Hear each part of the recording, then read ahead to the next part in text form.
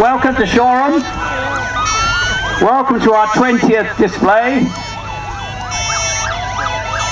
We're starting with a display of the emergency vehicles.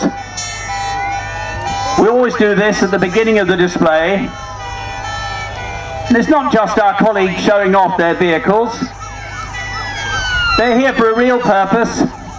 They're here to safeguard us all. And whilst the machines are going down the runway, they are, of course, checking all their equipment, making sure everything works, making sure everything is available. The level of safety vehicles we have here today is better, is of a higher category than that provided by many charter airfields throughout Europe. And in addition to that, although it may not worry you particularly, we even have a boat out in the harbour with a diver fully kitted just in case anything unfortunate should happen soon after one of our brave display pilots gets airborne. So there's a display of some of our emergency vehicles. And do be aware there are various ambulance services and health services available within the crowd area should any of you feel unwell.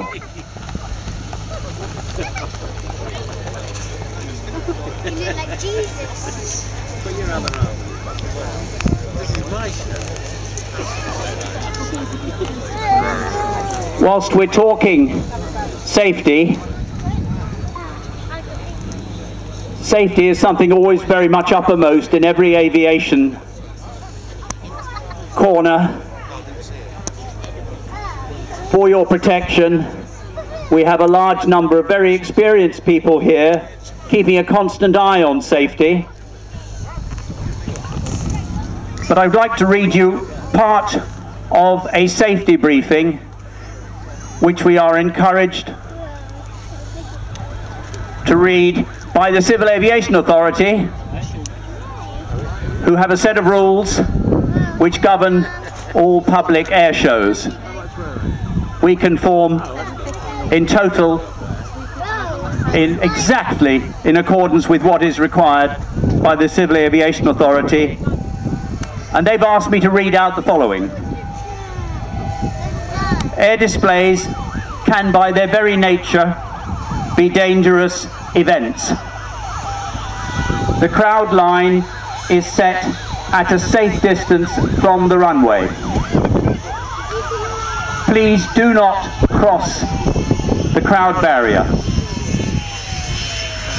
Should you need first aid or medical assistance, St John Ambulance are here, and there are 3 first aid posts set up. However, if you wish, approach any of our stewards, anyone in uniform or with a pass, or fire crews for assistance. And now, most important of all, in the unlikely event that there is an incident during the flying display, please stay where you are. I will say that again. If there is an incident, please stay where you are for the moment.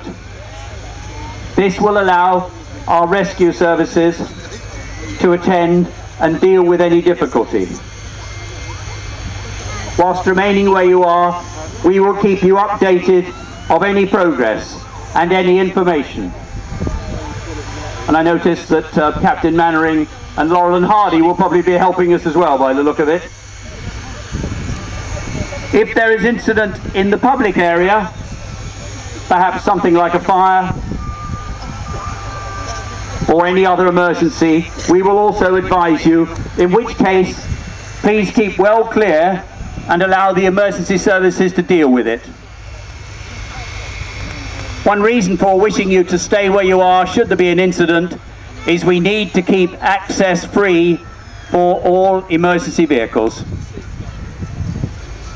Having said all that, we trust there'll be no need for it whatsoever, but we feel wonderfully better for knowing that they're all our safety colleagues are with us.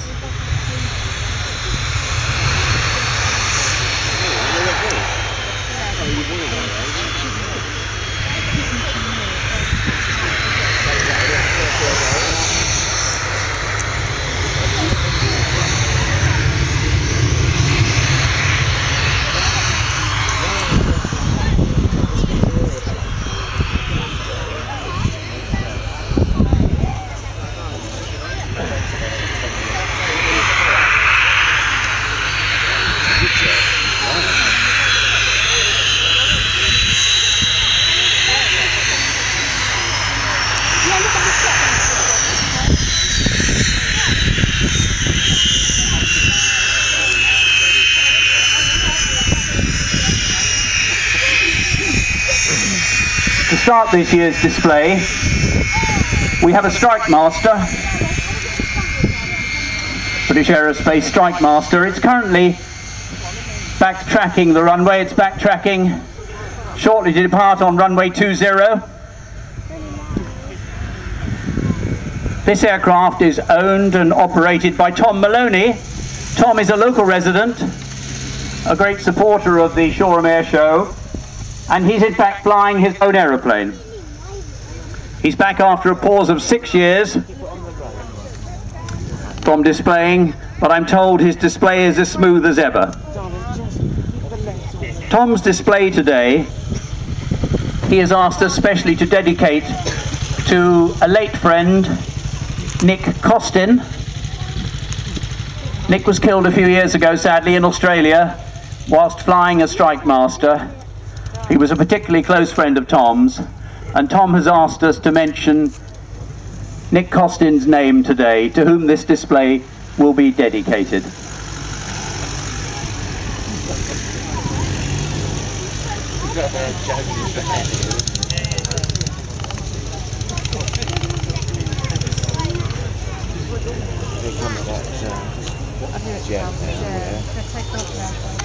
It's going to be a little bit louder than the normal.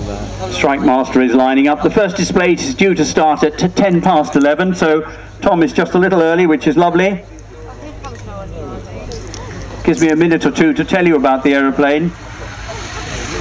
The Strikemaster was based, of course, on the Jet Provost, the RAF's main basic trainer for many years. The Jet Provost itself was based upon the Piston Provost, an aeroplane that I flew myself many, many years ago. And this was the last modification to the Jet Provost line, and it was a private venture designed by British Aerospace. And this particular aeroplane was dedicated not only to training. Pilot training is possible because there are two seats, two pilot seats, pilots sitting side by side. But this aircraft could also carry up to 3,000 pounds.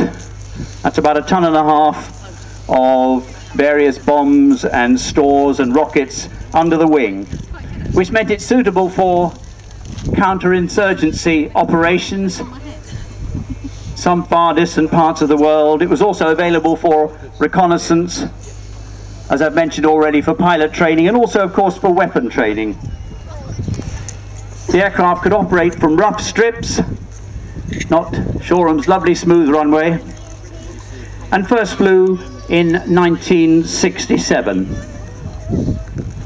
146 were sold throughout the world and served in places such as Ecuador, Kenya, Kuwait, New Zealand, Saudi Arabia, of course, where British Aerospace has had a long relationship, Singapore, and the Sudan. I've actually left one country out. It also served in Oman, and I've worked with a number of my colleagues in the airline industry who also flew for the Sultan of Oman's Air Force, flying these very aeroplanes in Oman. 470 miles an hour top speed, a range of about 1,400 miles, and I think Tom is shortly to depart. Well, I just want to get taken off. Sit down here.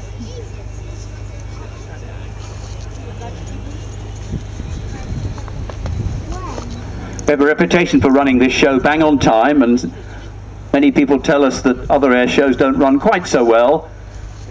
Thanks to Peter Eager, who's organised the display. There goes Tom, bang on schedule in the Strikemaster.